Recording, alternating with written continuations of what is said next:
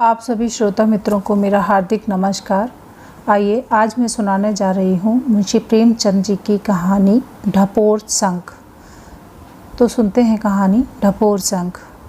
मुरादाबाद में मेरे पुराने मित्र हैं जिन्हें दिल में तो मैं एक रत्न समझता हूँ, पर पुकारता हूँ ढपोर शंख कहकर, और वह बुरा भी नहीं मानते। ईश्वर ने उन्हें जितना हृदय दिया है उसकी आधी बुद्धि दी होती तो आज वह कुछ और होते। उन्हें हमेशा तंग हस्त ही देखा, मगर किसी के सामने कभी हाथ फैलाते नहीं देखा। हम और वह बहुत दिनों तक साथ पढ़े हैं। खासी बेतकल्लुफ़ी है, पर यह जानते हुए भी कि मेरे लिए 150 रुपये से उनकी मदद करना कोई बड़ी बात नहीं, और मैं बड़ी खुशी से करूँगा। कभी मुझसे एक पाई के रवादार न हुए। अगर हीले से बच्चों को 2-4 रुपया दे देता हूँ तो विदा होते समय उसकी दुगनी रकम के मुरादाबादी बर्तन लादने पड़ते हैं। इसलिए मैंने यह नियम बना लिया है कि जब उनके पास जाता हूँ तो 1-2 दिन में जितनी बड़ी से बड़ी चपत दे सकता हूँ देता हूँ। मौसम में जो महंगी से महंगी चीज़ होती है वही खाता हूँ और मांग मांग कर खाता हूँ। मगर दिल से ऐसे बेहया हैं कि अगर एक बार भी उधर से निकल जाऊं और उनसे न मिलूं तो मुझे बुरी तरह डांट बताते हैं। इधर 2-3 साल से मुलाकात न हुई थी। जी देखने को चाहता था। मई में नैनीताल जाते हुए उनसे मिलने के लिए उतर पड़ा। छोटा सा घर है, छोटा सा परिवार, छोटा सा डील। द्वार पर आवाज़ दी, ढपोर शंख। तुरंत बाहर निकल आए और गले लिपट गए। तांगे पर से मेरे ट्रंक को उतारकर कंधे पर रखा, बिस्तर बगल में दबाया और घर में दाखिल हो गए। कहता हूँ बिस्तर मुझे दे दो, मगर कौन सुनता है। भीतर कदम रखा तो देवी जी के दर्शन हुए। छोटे बच्चे ने आकर प्रणाम किया। बस यही परिवार है। कमरे में गया तो देखा खतों का एक दफ्तर फैला हुआ है। खतों को सुरक्षित रहने की तो इनकी आदत नहीं। इतने खत किसके हैं? कौतूहल से पूछा। यह क्या कूड़ा फैला रखा है जी, समेटो। देवी जी मुस्कुराकर बोली, कूड़ा न कहिए, एक एक पत्र साहित्य का रत्न है। आप तो इधर आए नहीं, इनके एक नए मित्र पैदा हो गए हैं। यह उन्हीं के कर कमलों के प्रसाद हैं। ढपोर शंख ने अपनी नन्ही नन्ही आँखें सिकोड़कर कहा, तुम उसके नाम से क्यों इतना जलती हो? मेरी समझ में नहीं आता। अगर तुम्हारे 200-400 रुपये उस पर आते हैं तो उनका देनदार मैं हूँ। वह भी अभी जीता जागता है। किसी को बेईमान क्यों समझती हो? यह क्यों नहीं समझती कि उसे अभी सुविधा नहीं है? और फिर 200-400 रुपये एक मित्र के हाथों डूब ही जाएं तो क्यों रो? माना हम गरीब हैं, 200-400 रुपये हमारे लिए 2-4 लाख से कम नहीं, लेकिन खाया तो एक मित्र ने। देवी जी जितनी रूपवती थी उतनी ही जबान की तेज थी। बोली, अगर ऐसों का ही नाम मित्र है तो मैं नहीं समझती शत्रु किसे कहते हैं। ढपोर शंख ने मेरी तरफ देखकर मानो मुझसे हामी भराने के लिए कहा, औरतों का हृदय बहुत ही संकीर्ण होता है। देवी जी नारी जाति पर यह आक्षेप कैसे सह सकती थीं? आंखें तरेर कर बोली, यह क्यों नहीं कहते कि उल्लू बनाकर ले गया, ऊपर से हेकड़ी जताते हो। दाल गिर जाने पर तुम्हें भी सूखा अच्छा लगे तो कोई आश्चर्य नहीं। मैं जानती हूँ रुपया हाथ का मैल है। यह भी समझती हूँ कि जिसके भाग्य का जितना होता है उतना ही वह खाता है। मगर यह मैं कभी न मानूंगी कि वह सज्जन था और आदर्शवादी था, और यह था वह था। साफ साफ क्यों नहीं कहते? लंपट था, दगाबाज था। बस, मेरा तुमसे कोई झगड़ा नहीं। ढपोर शंख ने गर्म होकर कहा, मैं यह नहीं मान सकता। देवी जी भी गर्म होकर बोली, तुम्हें मानना पड़ेगा। महाशय जी आ गए हैं, मैं इन्हें पंच बदती हूँ। अगर यह कह देंगे कि सज्जनता का पुतला था, आदर्शवादी था, वीरात्मा था, तो मैं मान लूँगी और फिर नाम न लूँगी। और यदि इनका फैसला मेरे अनुकूल हुआ तो लाला, तुम्हें उनको अपना बहनोई कहना पड़ेगा। मैंने पूछा, मेरी समझ में कुछ नहीं आ रहा है, आप किसका जिक्र कर रही हैं? वह कौन था? देवी जी ने आंखें नचाकर कहा, इन्हीं से पूछो कौन था। इनका बहनोई था। ढपोर शंख ने झेंप कर कहा, अजी एक साहित्य सेवी था, करुणाकर जोशी। बेचारा विपत्ति का मारा यहाँ आ पड़ा था उस वक्त तो यह भी भैया भैया करती थीं, हलवा बना बना कर खिलाती थीं और उसकी विपत्ति कथा सुनकर टिसवे बहाती थीं। और आज वह दगाबाज है, लंपट है, लबार है। देवी जी ने कहा, वह तुम्हारी खातिर थी। मैं समझती थी लेख लिखते हो, व्याख्यान देते हो, साहित्य के मर्मज्ञ बनते हो, कुछ तो आदमी पहचानते होगे। पर अब मालूम हो गया कि कलम घिसना और बात है, मनुष्य की नाड़ी पहचानना और बात। मैं इस जोशी का वृतांत सुनने के लिए उत्सुक हो उठा। ठपोर संख तो अपना पचड़ा सुनाने को तैयार थे, मगर देवी जी ने कहा, खाने पीने से निवृत्त होकर पंचायत बैठे। मैंने भी इसे स्वीकार कर लिया। देवी जी घर में जाती हुई बोली, तुम्हें कसम है जो अभी जोशी के बारे में एक शब्द भी इनसे कहो, मैं भोजन बनाकर जब तक खिला न लूँ तब तक दोनों आदमियों पर दफ़ा 144 है। ढपोर संख ने आंखें मारकर कहा, तुम्हारा नमक खाकर यह तुम्हारी तरफदारी करेंगे ही। इस बार देवी जी के कानों में यह जुमला न पड़ा। धीमे स्वर में कहा भी गया था, नहीं तो देवी जी ने कुछ न कुछ जवाब जरूर दिया होता।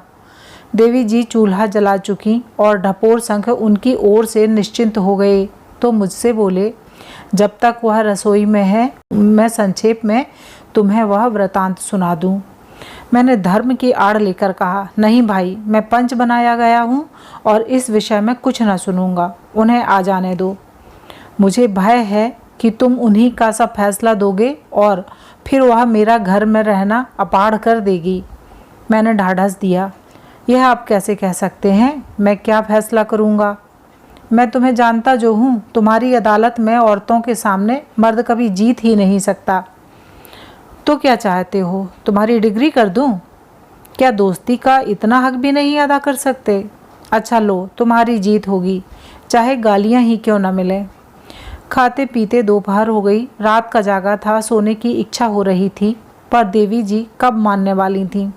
भोजन करके आ पहुंची। ढपोर संख ने पत्रों का पुलिंदा समेटा और वृतांत सुनाने लगे। देवी जी ने सावधान किया, एक शब्द भी झूठ बोले तो जुर्माना होगा। ढपोर संख ने गंभीर होकर कहा, झूठ वह बोलता है जिसका पक्ष निर्बल होता है, मुझे तो अपनी विजय का विश्वास है। इसके बाद कथा शुरू हो गई। 2 साल से ज़्यादा हुए, एक दिन मेरे पास एक पत्र आया जिसमें साहित्य सेवा के नाते एक ड्रामे की भूमिका लिखने की प्रेरणा की गई थी। करुणाकर का पत्र था। इस साहित्यिक रीति से मेरा उनसे प्रथम परिचय हुआ।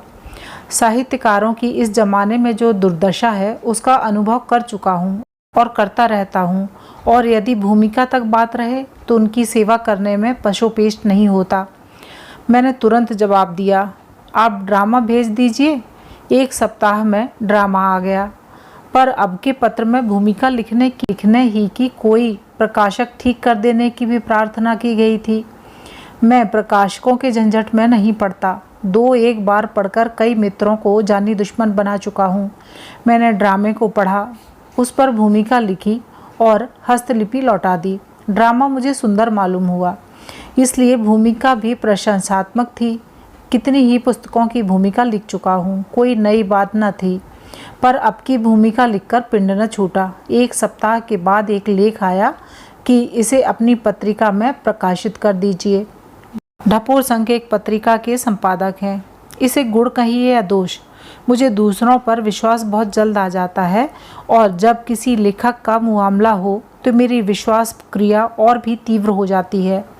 मैं अपने एक मित्र को जानता हूँ जो साहित्यकारों के साये से भागते हैं।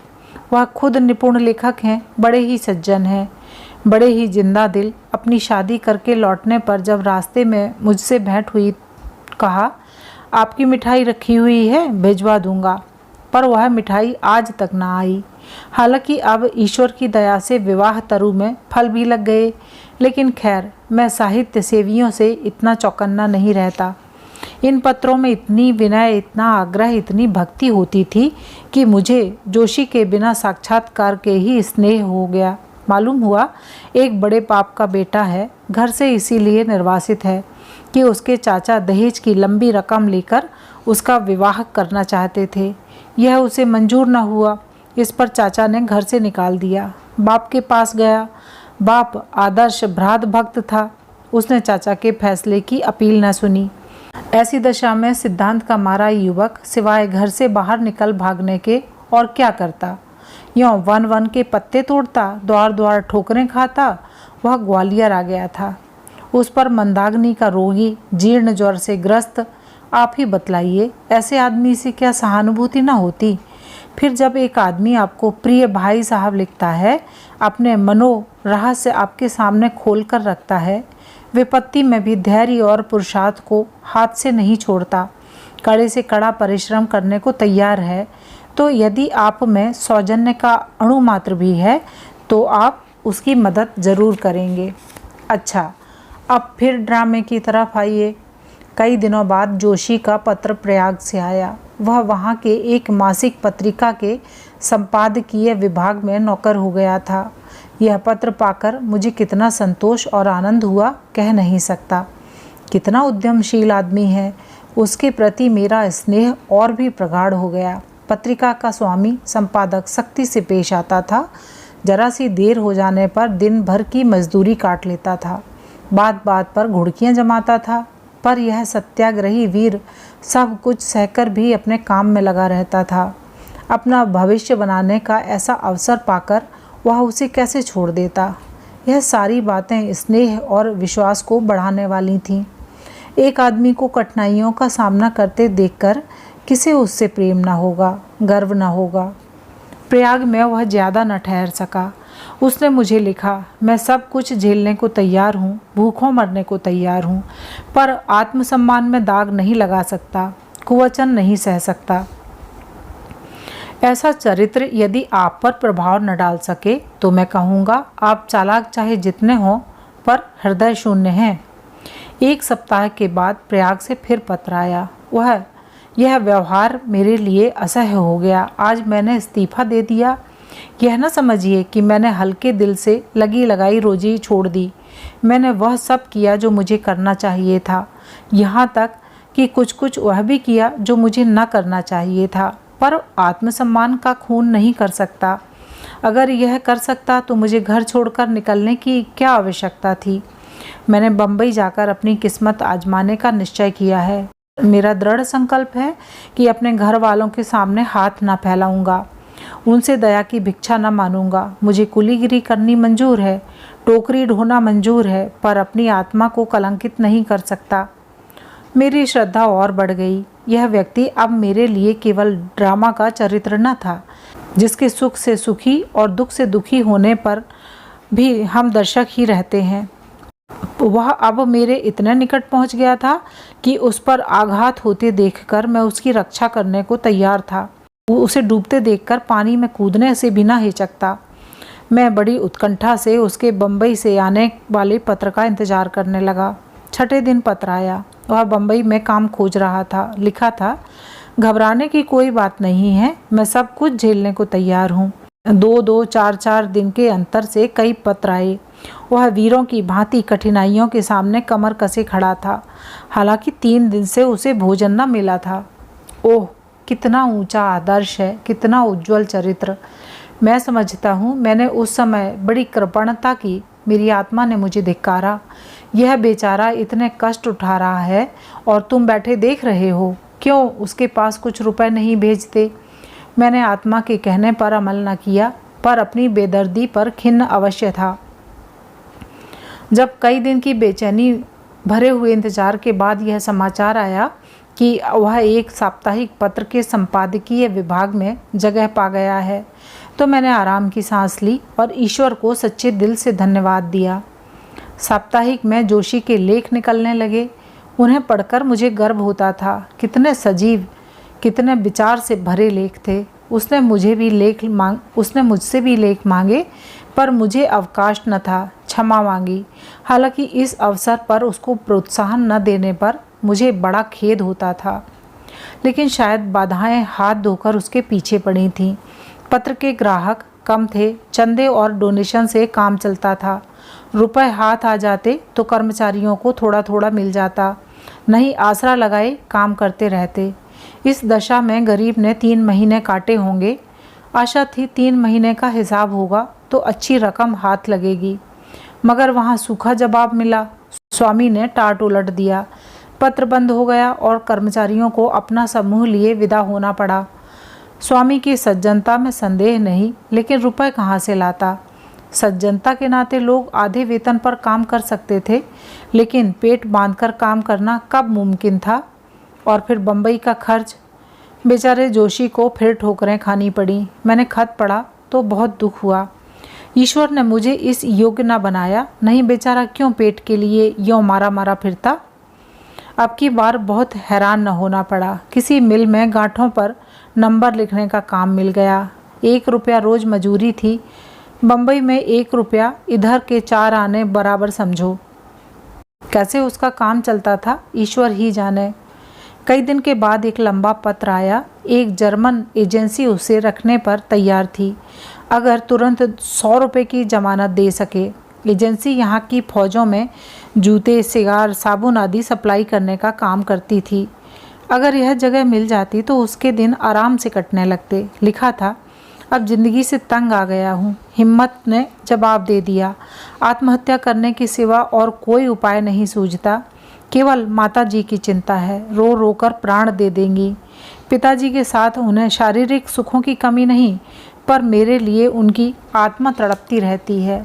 मेरी यही अभिलाषा है कि कहीं बैठने का ठिकाना मिल जाता तो एक बार उन्हें अपने साथ रखकर उनकी जितनी सेवा हो सकती करता। इसके सिवा मुझे कोई इच्छा नहीं है। लेकिन जमानत कहाँ से लाऊं? बस कल का दिन और है। परसों कोई दूसरा उम्मीदवार जमानत देकर यह ले लेगा और मैं ताकता रह जाऊंगा। एजेंट मुझे रखना चाहता है, लेकिन अपने कार्यालय के नियमों का क्या करे? इस पत्र ने मेरी कृपण प्रकृति को भी वशीभूत कर लिया। इच्छा हो जाने पर कोई न कोई राह निकल आती है। मैंने रुपए भेजने का निश्चय कर लिया। अगर इतनी मदद से एक युवक का जीवन सुधर रहा हो तो कौन ऐसा है जो मुंह छिपा ले? इससे बड़ा रुपयों का और क्या सदुपयोग हो सकता है?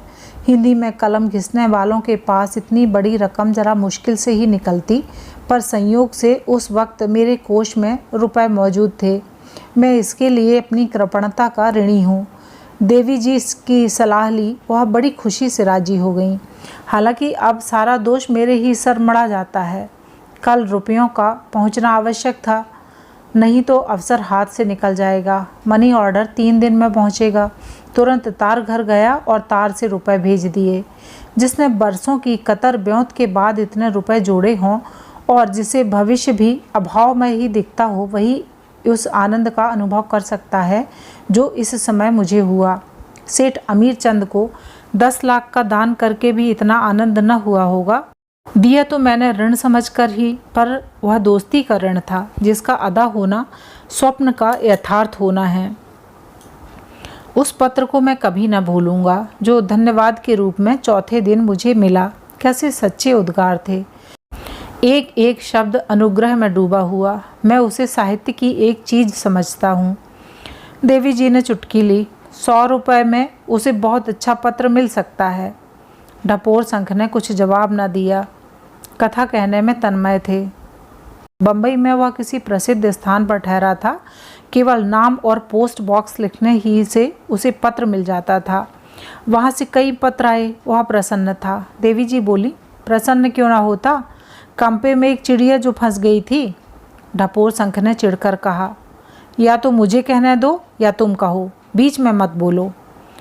बम्बई से कई दिन के बाद एक पत्र आया। एजेंसी ने उसके व्यवहार से प्रसन्न होकर उसे काशी में नियुक्त कर दिया है और वह काशी आ रहा है। उसे वेतन के उपरांत भत्ता भी मिलेगा।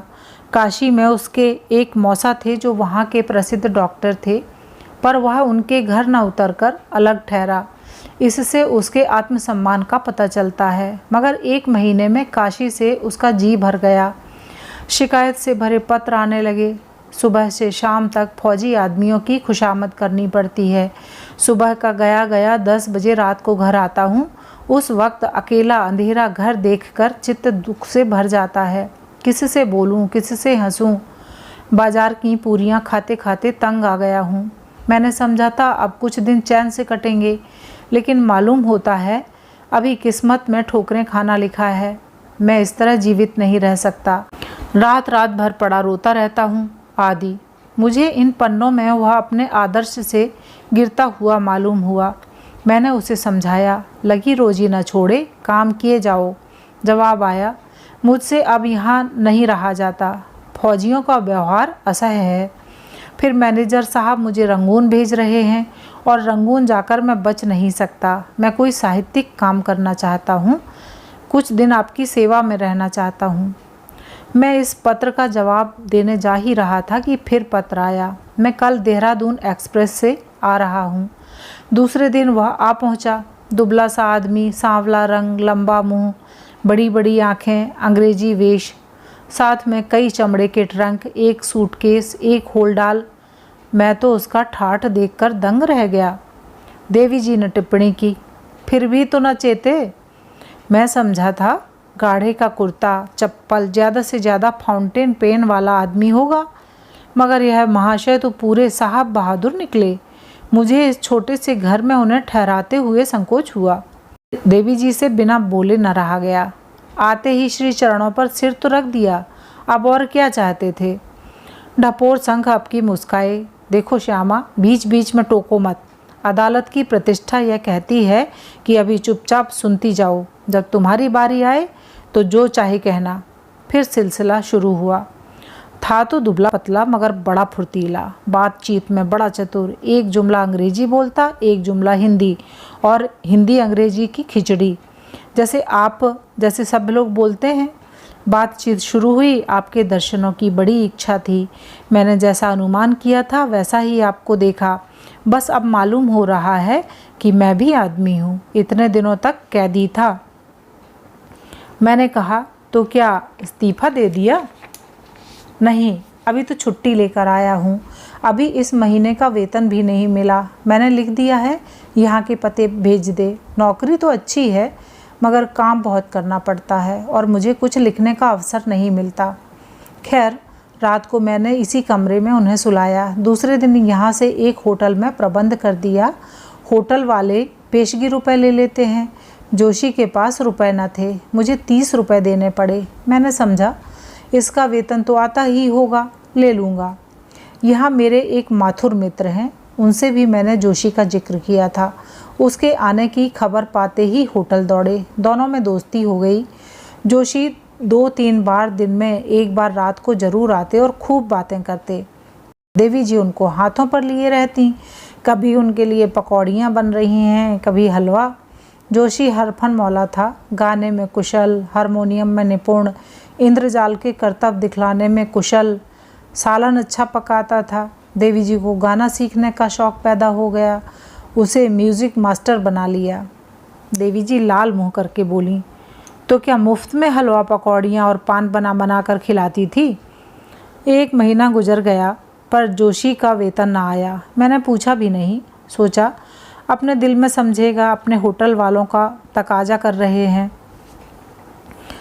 माथुर के घर भी उसने आना जाना शुरू कर दिया। दोनों साथ घूमते, साथ रहते। जोशी जब आते माथुर का बखान करते, माथुर जब आते जोशी की तारीफ़ करते। जोशी के पास अपने अनुभवों का विशेष भंडार था। वह फौज में रह चुका था। जब उसकी मंगेतर का विवाह दूसरे आदमी से हो गया तो शोक में उसने फौजी नौकरी छोड़ दी। सामाजिक जीवन की न जाने कितनी ही घटनाएं उसे याद थीं और अब अपने माँ बाप और चाचा चाची का जिक्र करने लगता तो उसकी आंखों में आंसू भर आते। देवी जी भी उसके साथ रोती। देवी जी तिरछी आंखों से देख कर रह गईं। बात सच्ची थी। एक दिन मुझसे अपने एक ड्रामे की बड़ी तारीफ़ की। वह ड्रामा कलकत्ते में खेला गया और मदन कंपनी के मैनेजर ने उसे बधाइयाँ दी थीं। ड्रामे के 2-4 टुकड़े जो उसके पास पड़े थे मुझे सुनाए। मुझे ड्रामा बहुत पसंद आया। उसने काशी के एक प्रकाशक के हाथ वह ड्रामा बेच दिया था और कुल 25 रुपए पर। मैंने कहा, उसे वापस मंगा लो, रुपए मैं दे दूँगा। ऐसी सुंदर रचना किसी अच्छे प्रकाशक को देंगे या किसी थिएटर कंपनी से खिलवाएंगे। 3-4 दिन के बाद मालूम हुआ कि प्रकाशक अब 50 रुपये लेकर लौटाएगा। कहता है, मैं इसका कुछ अंश छाप चुका हूँ। मैंने कहा, मंगा लो, 50 रुपये ही सही। ड्रामा वीपी से वापस आया। मैंने 50 रुपये दे दिए। महीना ख़त्म हो रहा था। होटल वाले दूसरा महीना शुरू होते ही रुपए पेशगी मांगे। मैं इसी चिंता में था कि जोशी ने आकर कहा, मैं अब माथुर के साथ रहूँगा। बेचारा गरीब आदमी है, अगर मैं 20 रुपये भी दे दूँगा तो उसका काम चल जाएगा। मैं बहुत खुश हुआ। दूसरे दिन वह माथुर के घर डट गया। जब आता माथुर के घर का कोई न कोई रहस्य लेकर आता। यह तो मैं जानता था कि माथुर की आर्थिक दशा अच्छी नहीं है। बेचारा रेलवे के दफ्तर में नौकर था, वह नौकरी भी छूट गई थी, मगर यह ना मालूम था कि उसके यहाँ फाके हो रहे हैं। कभी मकान मालिक आकर गालियाँ सुना जाता है, कभी दूध वाला, कभी बनिया, कभी कपड़े वाला। बेचारा उनसे मुंह छिपाता फिरता है। जोशी आंखों में आंसू भर भर कर उसके संकटों की करुण कहानी कहता और रोता। मैं तो जानता था कि मैं ही एक आफत का मारा हूँ। माथुर की दशा देखकर मुझे अपनी विपत्ति भूल गई। तुझे अपनी ही चिंता है, कोई दूसरी फिक्र नहीं। जिसके द्वार पर जा पड़ूँ 2 रोटियां मिल जाएंगी, मगर माथुर के पीछे तो पूरा खटला है। माँ, 2 विधवा बहनें, 1 भांजी, 2 भांजे, 1 छोटा भाई।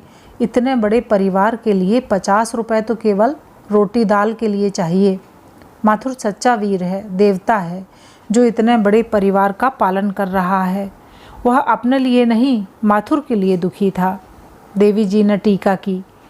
जब ही माथुर के भांजी पर डोरी डाल रहा था, दुख का भार कैसे हल्का करता। डपोर शंख ने बिगड़ कर कहा, अच्छा तो अब तुम ही कहो। मैंने समझाया, तुम तो यार जरा जरा सी बात पर तिनक उठते हो। क्या तुम समझते हो यह फुलझड़ियाँ मुझे न्याय पथ से विचलित कर देंगी। फिर कहानी शुरू हुई। एक दिन आकर बोला, आज मैंने माथुर के उद्धार का उपाय सोच निकाला। मेरे एक माथुर मित्र बैरिस्टर हैं, उनसे जग्गो माथुर की भांजी के विवाह के विषय में पत्र व्यवहार कर रहा हूँ। उसकी एक विधवा बहन को दोनों बच्चों के साथ ससुराल भेज दूँगा। दूसरी विधवा बहन अपने देवर के पास जाने पर राजी है। बस 3-4 आदमी रह जाएंगे। कुछ मैं दूंगा, कुछ माथुर पैदा करेगा, गुजर हो जाएगा। मगर आज उसके घर का 2 महीनों का किराया देना पड़ेगा। मकान मालिक ने सुबह ही से धरना दे रखा है। कहता है अपना किराया लेकर ही हटूंगा। आपके पास 30 रुपये हों तो दे दीजिए। माथुर के छोटे भाई का वेतन कल परसों तक मिल जाएगा, रुपए मिल जाएंगे। एक मित्र संकट में पड़ा हुआ है, दूसरा मित्र उसकी सिफारिश कर रहा है। मुझे इनकार करने का साहस न हुआ। देवी जी ने उस वक्त नाक भौं जरूर सिकोड़ा था, पर मैंने न माना, रुपए दे दिए। देवी जी ने डंक मारा, यह क्यों नहीं कहते कि वह रुपए मेरी बहन ने बर्तन खरीद कर भेजने के लिए भेजे थे। डपोर शंख ने गुस्सा पीकर कहा, खैर यही सही, मैंने रुपए दे दिए। मगर मुझे यह उलझन होने लगी कि इस तरह तो मेरा कचूमर ही निकल जाएगा। माथुर पर एक न एक संकट रोज ही सवार रहेगा। मैं कहाँ तक उन्हें उबारूंगा। जोशी भी जान खा रहा था कि कहीं कोई जगह दिला दीजिए। संयोग से उन्हीं दिनों मेरे एक आगरे के मित्र आ निकले। काउंसिल में मेंबर थे, अब जेल में हैं। गाने बजाने का शौक़ है, 2-1 ड्रामे भी लिख चुके हैं। अच्छे अच्छे रईसों से परिचय है, खुद भी बड़े रसिक हैं। अब कि वह आए तो मैंने जोशी से उनका जिक्र किया, उनका ड्रामा भी सुनाया। बोले तो उसे मेरे साथ कर दीजिए, अपना प्राइवेट सेक्रेटरी बना लूँगा। मेरे घर में रहे, मेरे साथ घर के आदमी की तरह रहे। जेब खर्च के लिए मुझसे 30 रुपये महीना लेता जाए। मेरे साथ ड्रामे लिखे। मैं फूला न समाया। जोशी से कहा। जोशी भी तैयार हो गया, लेकिन जाने के पहले उसे कुछ रुपयों की ज़रूरत हुई। एक भले आदमी के साथ फटे हालों तो जाते नहीं बनता, और न यही उचित है कि पहले ही दिन से रुपए का तकाजा होने लगे। बहुत काट छाँट करने पर भी 40 रुपये का खर्च निकल आया। जूते टूट गए थे, धोतियाँ फट गई थीं, और भी कई खर्च थे जो इस वक्त याद नहीं आते। मेरे पास रुपए न थे, श्यामा से मांगने का हौसला न हुआ। देवी जी बोली, मेरे पास तो कारों का खजाना रखा था ना, कई हजार महीने लाते हो, 100-200 रुपये बचत में आ ही जाते होंगे। डपोर शंख इस व्यंग पर ध्यान न देकर अपनी कथा कहते रहे। रुपए पाकर जोशी ने ठाट बनाया और काउंसलर साहब के साथ चले। मैं स्टेशन तक पहुंचाने गया, माथुर भी था। लौटा तो मेरे दिल पर से एक बोझ उतर गया था। माथुर ने कहा, बड़ा मोहब्बती आदमी है। मैंने समर्थन किया। बड़ा, मुझे तो भाई सा मालूम होता है। मुझे तो अब घर अच्छा न लगेगा। घर के सब आदमी रोते रहे, मालूम ही न होता था कि कोई गैर आदमी है। अम्मा से लड़के की तरह बातें करता था, बहनों से भाई की तरह। बदनसीब आदमी है, नहीं जिसका बाप 2000 रुपये माहवारी कमाता हो वह यों मारा मारा फिरे। दार्जिलिंग में इनके बाप की 2 कोठियाँ हैं, IMS हैं। जोशी मुझे भी वहीं ले जाना चाहता है। साल 2 साल में तो वहाँ जाएगा ही। कहता है तुम्हें मोटर की एजेंसी खुलवा दूंगा। इस तरह ख्याली पुलाव पकाते हुए हम लोग घर आए। मैं दिल में खुश था कि चलो अच्छा हुआ, जोशी के लिए अच्छा सिलसिला निकल आया।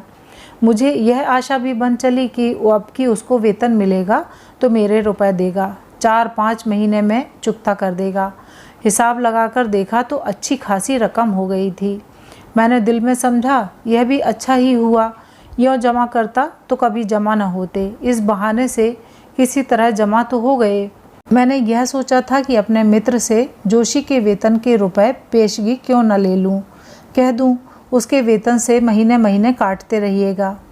लेकिन अभी मुश्किल से 1 सप्ताह हुआ होगा कि एक दिन देखता हूँ तो जोशी और माथुर दोनों चले आ रहे हैं।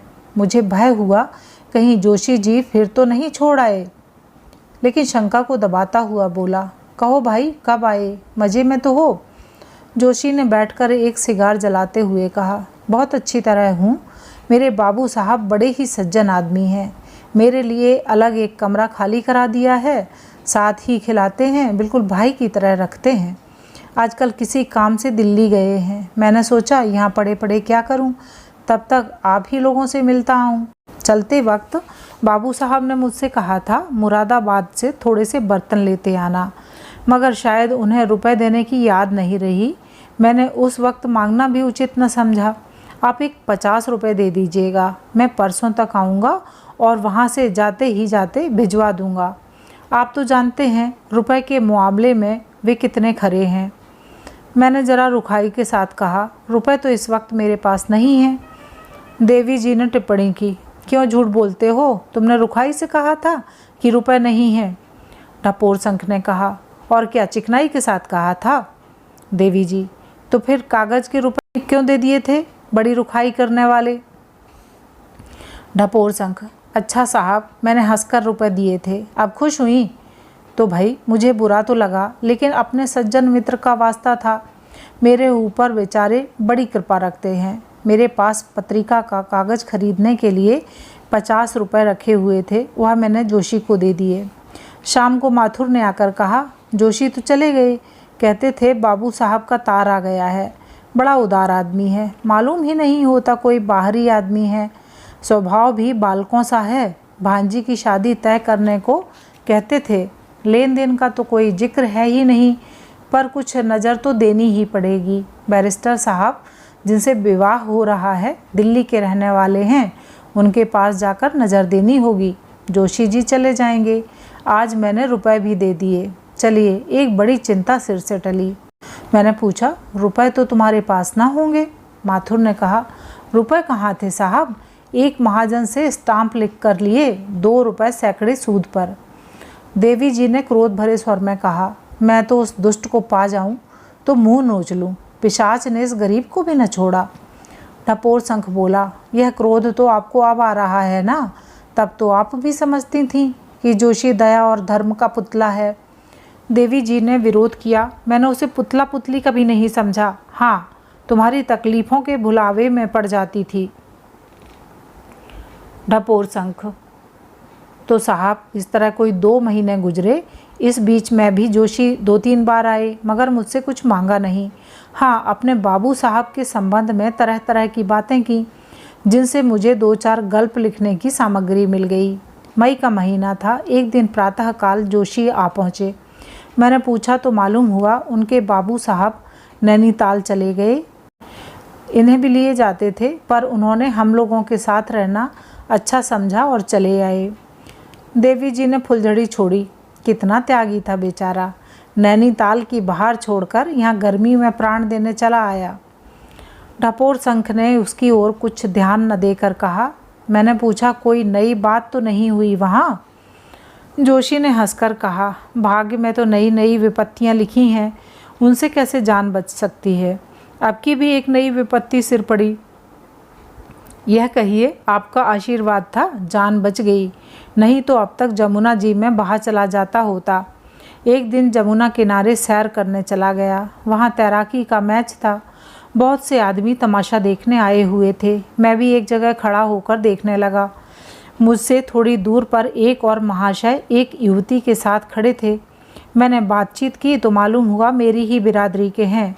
यह भी मालूम हुआ कि मेरे पिता और चाचा दोनों ही से उनका परिचय है। मुझसे स्नेह की बातें करने लगे।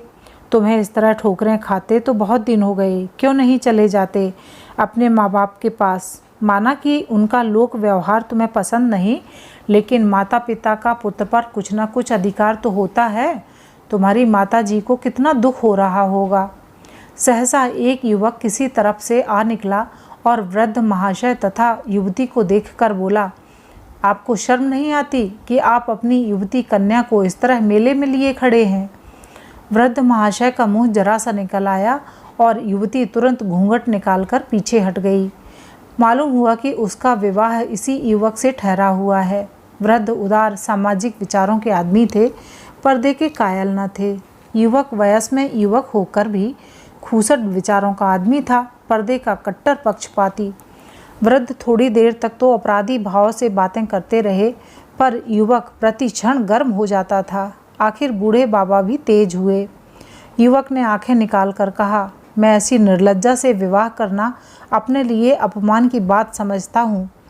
वृद्ध ने क्रोध से कांपते हुए स्वर में कहा, और मैं तुम जैसे लंपट से अपनी कन्या का विवाह करना लज्जा की बात समझता हूँ। युवक ने क्रोध के आवेश में वृद्ध का हाथ पकड़कर धक्का दिया। बातों से न जीतकर अब वह हाथों से काम लेना चाहता था। वृद्ध धक्का खाकर गिर पड़े। मैंने लपककर उन्हें उठाया और युवक को डांटा। वह वृद्ध को छोड़कर मुझसे लिपट गया। मैं कोई कुश्तीबाज तो हूँ नहीं, वह लड़ना जानता था। मुझे उसने बात की बात में गिरा दिया और मेरा गला दबाने लगा। कई आदमी जमा हो गए थे। जब तक कुश्ती होती रही, लोग कुश्ती का आनंद उठाते रहे, लेकिन जब देखा मामला संगीन हुआ चाहता है तो तुरंत बीच बचाव कर दिया। युवक बूढ़े बाबा से जाते जाते कह गया, तुम अपनी लड़की को वेश्या बनाकर बाजार में घुमाना चाहते हो तो अच्छी तरह घुमाओ, मुझे अब उससे विवाह नहीं करना है। वृद्ध चुपचाप खड़े थे और युवती रो रही थी। भाई साहब, तब मुझसे न रहा गया। मैंने कहा, महाशय, आप मेरे पिता के तुल्य हैं और मुझे जानते हैं। यदि आप मुझे इस योग्य समझें तो मैं इन देवी जी को अपनी हृदयेश्वरी बनाकर अपने को धन्य समझूंगा। मैं जिस दशा में हूँ आप देख रहे हैं। संभव है मेरा जीवन इसी तरह कट जाए, लेकिन श्रद्धा, सेवा और प्रेम यदि जीवन को सुखी बना सकता है तो मुझे विश्वास है कि देवी के प्रति मुझ में इन भावों की कमी न रहेगी। बूढ़े बाबा ने गदगद होकर मुझे कंठ से लगा लिया। उसी क्षण मुझे अपने घर ले गए, भोजन कराया और विवाह का शगुन कर दिया। मैं एक बार युवती से मिलकर उसकी सम्मति जान लेना चाहता था। मुझे बूढ़े बाबा ने इसकी सहर्ष अनुमति दे दी।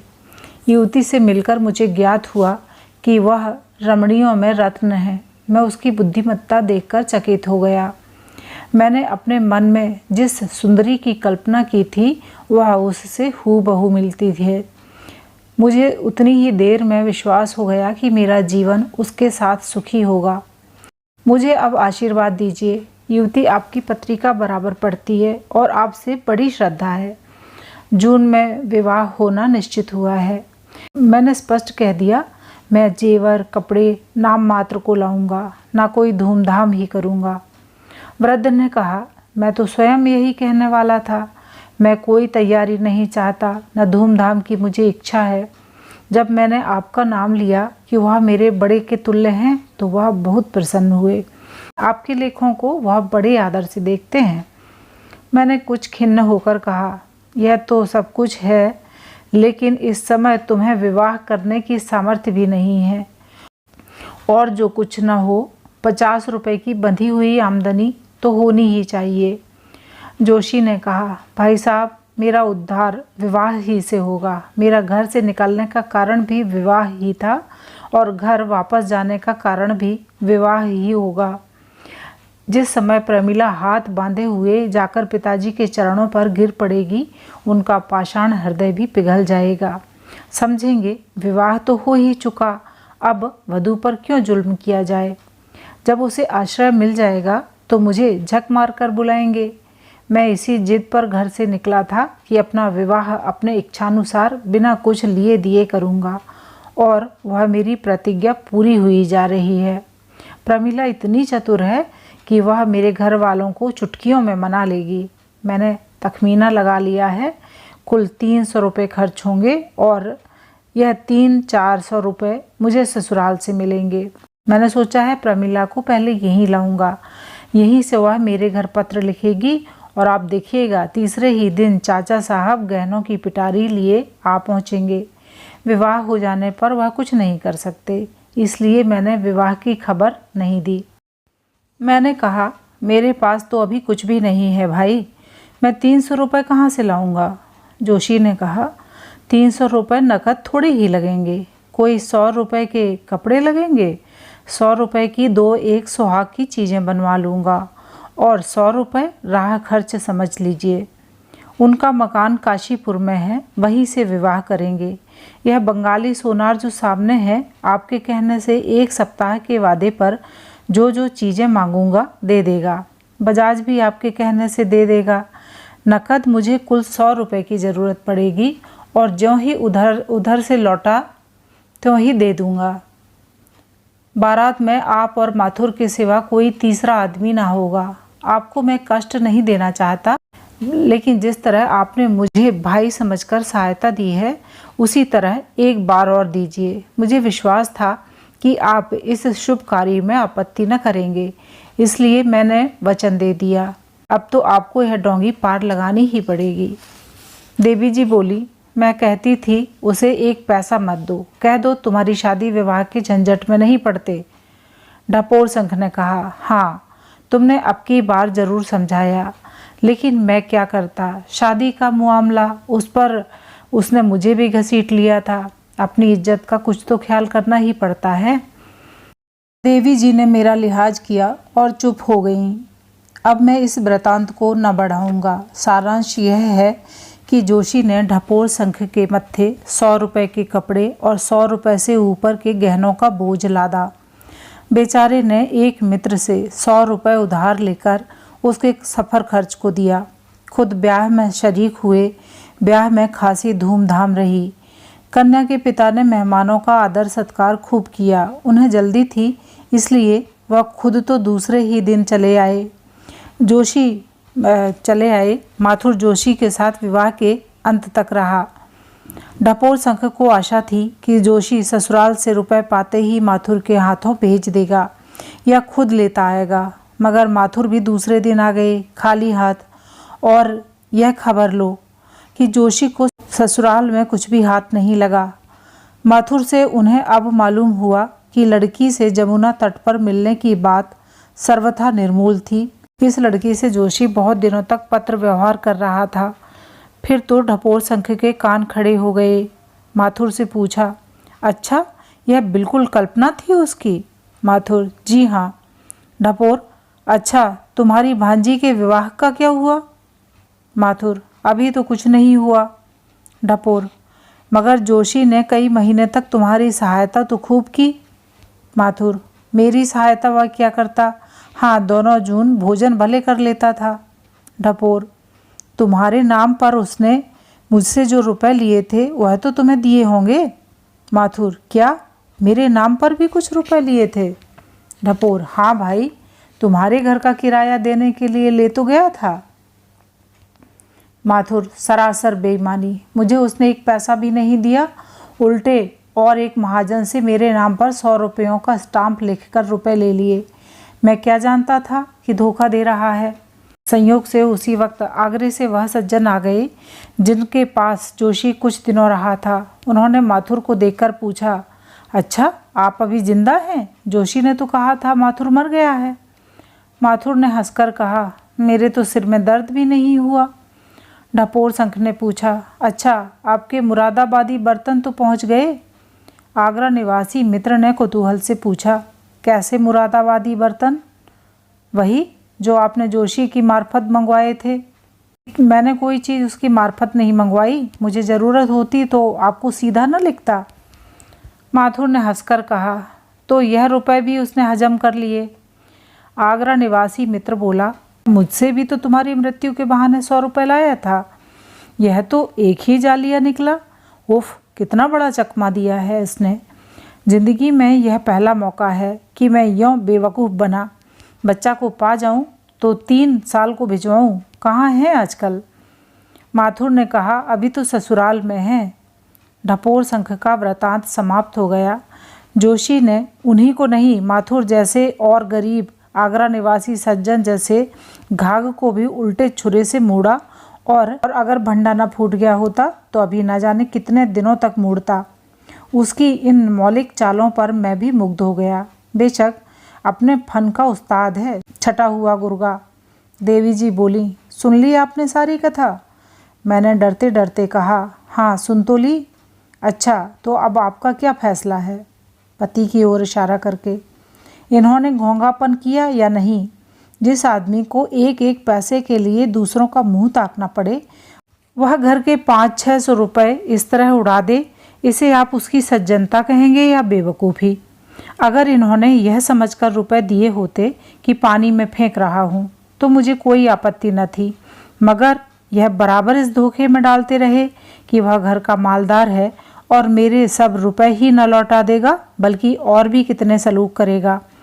जिसका बाप 2000 रुपये महीना पाता हो, जिसके चाचा की आमदनी 1000 मासिक हो और 1 लाख की जायदाद घर में हो, वह और कुछ नहीं तो यूरोप की सैर तो एक बार करा ही सकता था।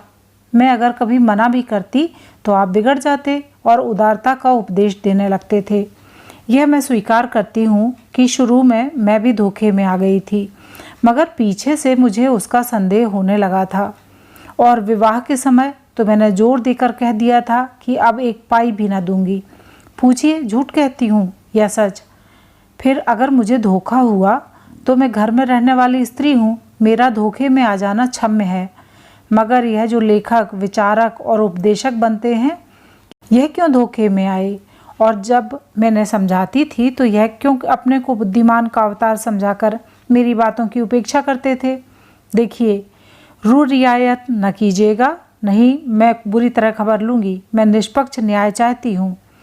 ढपोर शंख ने दर्दनाक आंखों से मेरी तरफ देखा, जो मानो भिक्षा मांग रही थी। उसी के साथ देवी जी की आग्रह, आदेश और गर्व से भरी आंखें ताक रही थीं। एक को अपनी हार का विश्वास था, दूसरी को अपनी जीत का। एक रियायत चाहती थी, दूसरी सच्चा न्याय। मैंने कृत्रिम गंभीरता से अपना निर्णय सुनाया। मेरे मित्र ने कुछ भावुकता से अवश्य काम लिया है, पर उनकी सज्जनता निर्विवाद है। ढपोर शंख उछल पड़े और गले लिपट गए। देवी जी ने सगर्व नेत्रों से देखकर कहा, यह तो मैं जानती ही थी कि चोर चोर मौसेरे भाई होंगे। तुम दोनों एक ही थैली के चट्टे बट्टे हो। अब तक रुपए में 1 पाई मर्दों का विश्वास था, आज तुमने वह भी उठा दिया। आज निश्चय हुआ कि पुरुष छली, कपटी, विश्वासघाती और स्वार्थी होते हैं। मैं इस निर्णय को नहीं मानती। मुफ्त में ईमान बिगाड़ना इसी को कहते हैं। भला मेरा पक्ष लेते तो अच्छा भोजन मिलता, उनका पक्ष लेकर आपको सड़े सिगरेटों के अलावा और क्या हाथ लगेगा। खैर, हांडी गई, कुत्ते की जात तो पहचानी गई। उस दिन से 2-3 बार देवी जी से भेंट हो चुकी है और वही फटकार सुननी पड़ी है। वह न क्षमा चाहती हैं न क्षमा कर सकती हैं। अभी आप सुन रहे थे मुंशी प्रेमचंद जी की कहानी ढपोर शंख। धन्यवाद, नमस्कार।